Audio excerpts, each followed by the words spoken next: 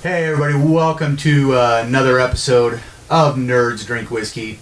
This is going to be a kind of an interesting episode. We don't usually do mixed drinks, but we're going to for this one. First off, we're going to try Backbeat Bourbon, neat or straight or however you want to call it. Well, I actually wouldn't use the word straight because this is just bourbon. It's not straight bourbon, and I believe, correct me in the comments, but I believe the only difference between bourbon and straight bourbon is bourbon has no time limit on the age.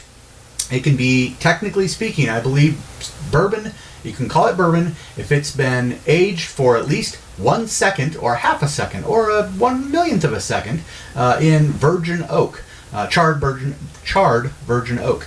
But straight bourbon has to be at least 2 years. So yeah, that's the difference. So this is not straight bourbon. This is just aged six months. Yeah, aged a minimum of 6 months. Yeah. Which isn't a lot. But we've had bourbons that were aged very small amounts of time that were still pretty good. So aging is not the only thing you should look at in a whiskey.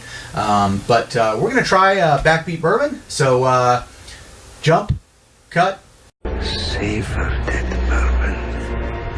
This is Backbeat Bourbon. Neat. Jeff, what's your thoughts? It's kind of thin. It's like not much to it.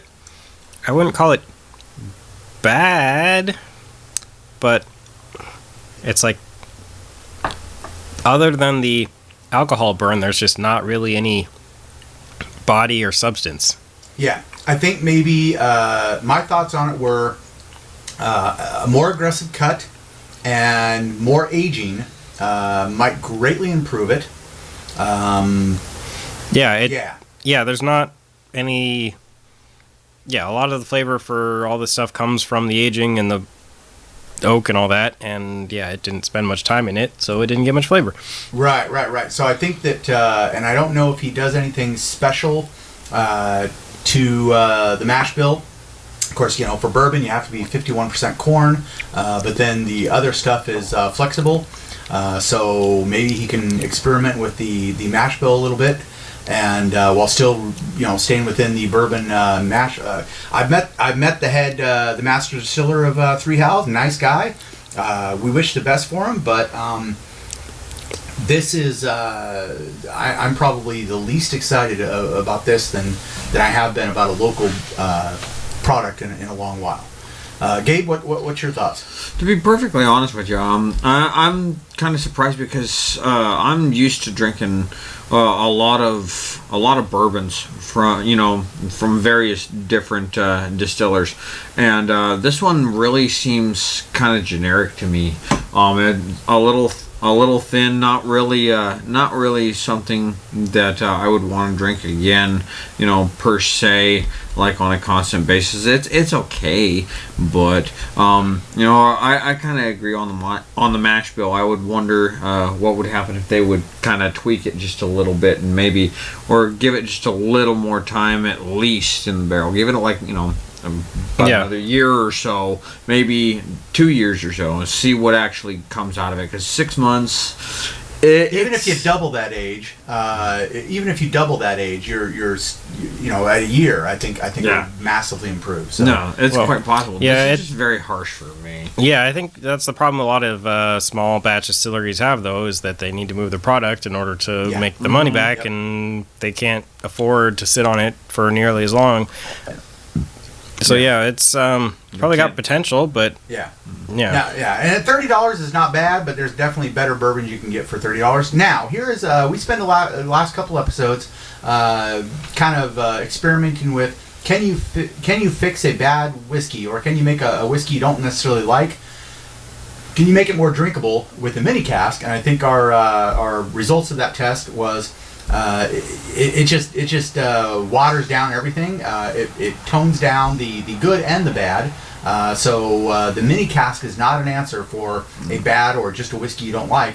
So what about mixing the drink? Now, as whiskey drinkers, there's only a few mixed drinks that I think guys really, men drink. Old Fashioned is one, but the other one is a Manhattan. So when we come back, we're gonna have Manhattans.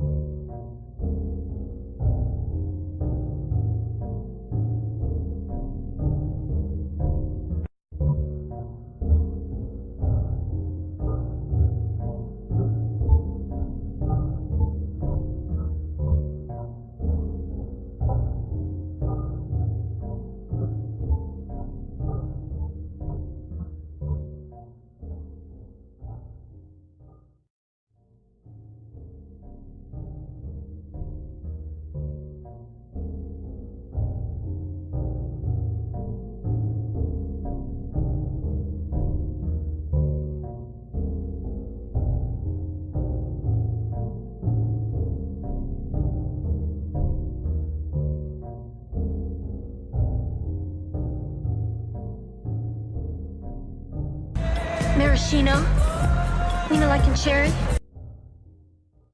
But here is a Manhattan. So What have I done to deserve this flat, flavorless Manhattan? I don't know about you guys, but I'd say this is a rip-roaring success. I'm fine with this. Yeah. Now, one thing that I learned at a social gathering for work was that, and from our buddy Steven over at Total Wine, is that I didn't like 2 Stars bourbon at all. I thought it was horrible neat. But he goes, oh, no, you don't drink 2 Stars neat. That's for making Manhattans. And I'm thinking Backbeat Bourbon, I think it makes a great Manhattan. So, Yeah.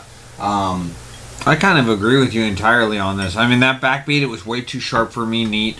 And that's really saying something because I like a lot of bite in my bourbon, in my whiskey. I like that sharp edge that I get going right down the throat. But the problem is with that is that this was just a little too much, and I think it was partially because of the aging. So making this into a Manhattan, I'll give it a thumbs up all the way.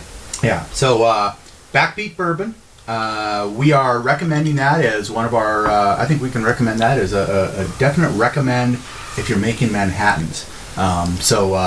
Anyways, 3 Howls. Keep working on your craft. We'll be watching you. We hope you still consider us a friend, even though we, don't like your bourbon neat. But be back next week for another episode of Nerds Drink Whiskey.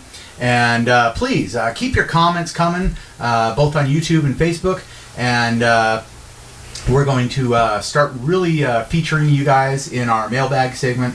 And anyways, always sip, never slam. And what was the one you just added to that? Sip your whiskey, slam your water. Sip your whiskey, slam your water. That's an addition to our motto now. So, see you next week.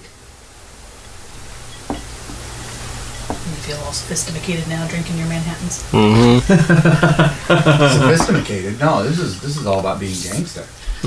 Haven't you watched The Simpsons? You're not allowed to say that again. Oh, Jesus Christ. Sherry, do me a favor. Kill me now. We're still recording, by the way, so.